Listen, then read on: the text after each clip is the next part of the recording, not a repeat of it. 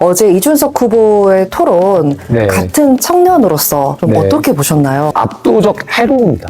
토론회를 19군 토론회로 만들었다. 입틀막에 의해서 기틀막. 안 들어요. 정치 그렇게 하시면 안 돼요. 예쁜 사랑합시다. 네, 행복하게 삽시다. 소개 부탁드리겠습니다. 안녕하세요. 저는 더불어민주당 중앙선대위 청년 대변인과 경기도의회 문화체육관광위원장으로 활동하고 있는 정치인 황대호입니다. 반갑습니다. 반갑습니다.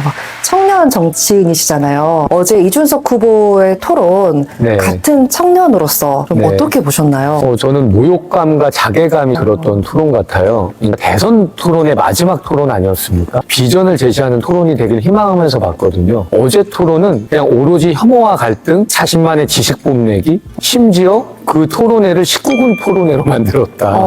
그래서 네. 공영방송 금지해야 되는 거 아니야? 토론 혹시 어제 가족들과 함께 보셨나요? 네. 저는 사실 8살, 6살 우리 아들과 딸이 있고 곧 이제 새아이의 아빠가 되는, 그래서 온 가족이 같이 시청을 했거든요. 초등학교 자녀들이 그걸 들을 수밖에 없었던. 그래서 저한테 젓가락이 뭐야? 라고 질문을 하는데 뭐라 대답을 해줄 아이들에게 좋은 거 알려주려고 좋은 책도 읽어주고 그러셨을 부모님들일 텐데 어제 얼마나 충격받으셨겠어요. 윤석열 계엄 다음에 충격적인 장면이었어요. 맞아요.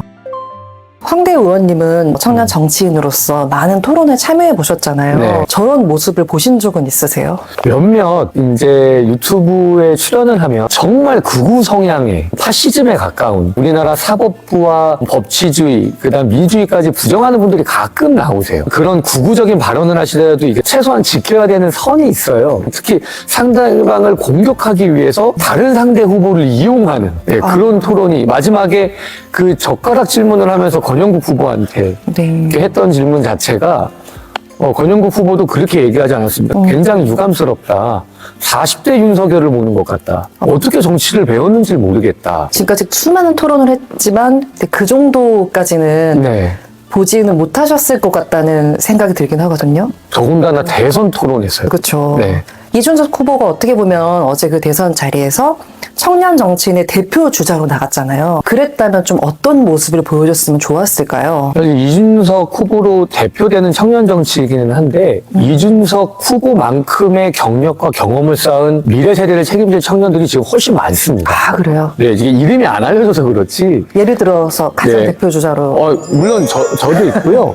꽤나 내공 있고 실력 있는 신선한 정치인들이 많아요. 아, 그래요? 근데 그 청년 정치인들, 그 미래 세대를 책임질 이제 40대 기수들이나 2030 기수들이 이준석에 대해서 일관되게 예견 그의 한계와 그의 비열함을 지적했던 부분들이 있었습니다. 아. 그게 이제 사실 어저께 토론회 때 정점을 찍은 것 뿐인데 대표적인 특징이 이렇습니다.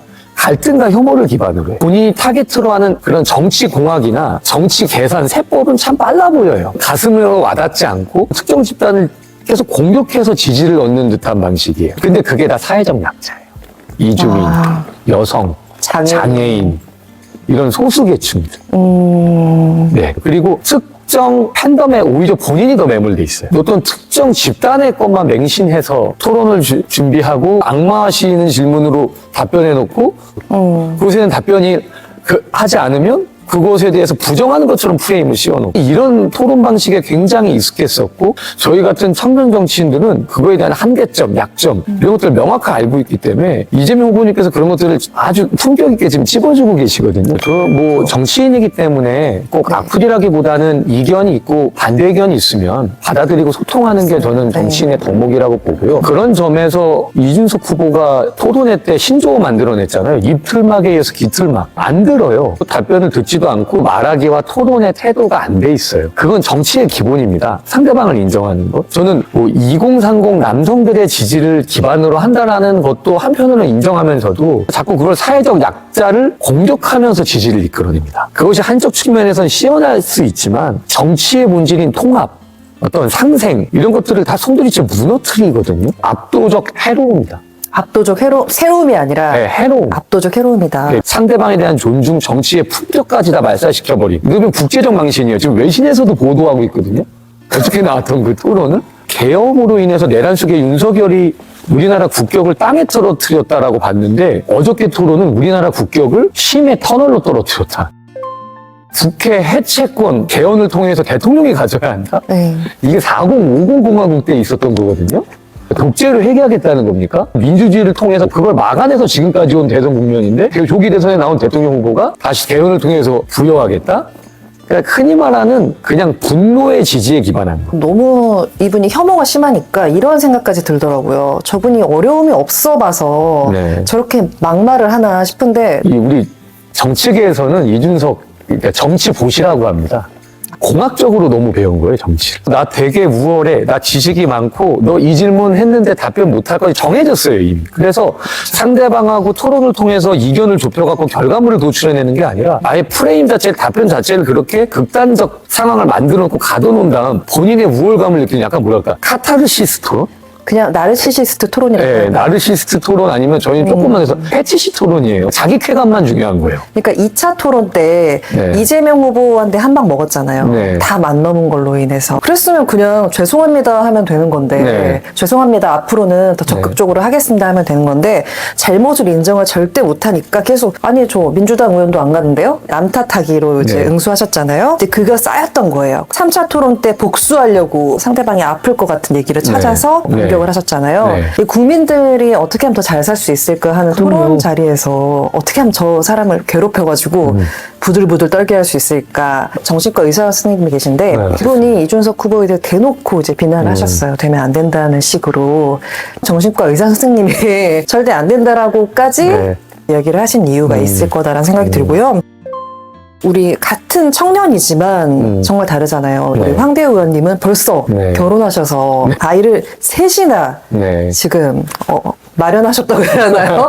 셋이나 이렇게 귀하게 얻으셨는데 어떻게 해야 우리가 진짜 미워하지 말고 사랑을 할 수 있는 건지 얘기해 주셨으면 좋겠습니다. 대부분의 남성 여성은요, 우리가 폭삭 수가수다에 나오는 관식이와 예수미처럼 서로의 삶을 응원하게 만드는 것, 그게 정치의 본질이에요. 자, 출산 가산점이라든가 육아휴직 이런 걸 주면 남자가 불평등해집니까? 그렇지 않아요. 군 경력 가산점제라든가 그러면 여성이 우리에 대한 차별이라고 해서 여성 할당제를 일정 부분 주면 그것이 남성의 발전의 지지 기반의 분노가 되냐? 아니에요. 아니죠. 그러니까 서로에 대한 정책을 지지하고 응원해 줄 수 있게 그걸 정치가 역할을 하는 것이죠. 그러니까 누구나 다 타당할 수 있고 공평한 기조 아래 같이 상생할 수 있게 만드는 거예요. 육아와 출산 주거 문제는 같이 껴 있습니다. 육아 남자 여자 같이 하는 거고요. 그래서 저는 이런 측면으로 이게 군 경력 가산점제도 타당하다 그러면 일정 부분은 적용해서 부활시키면 돼요.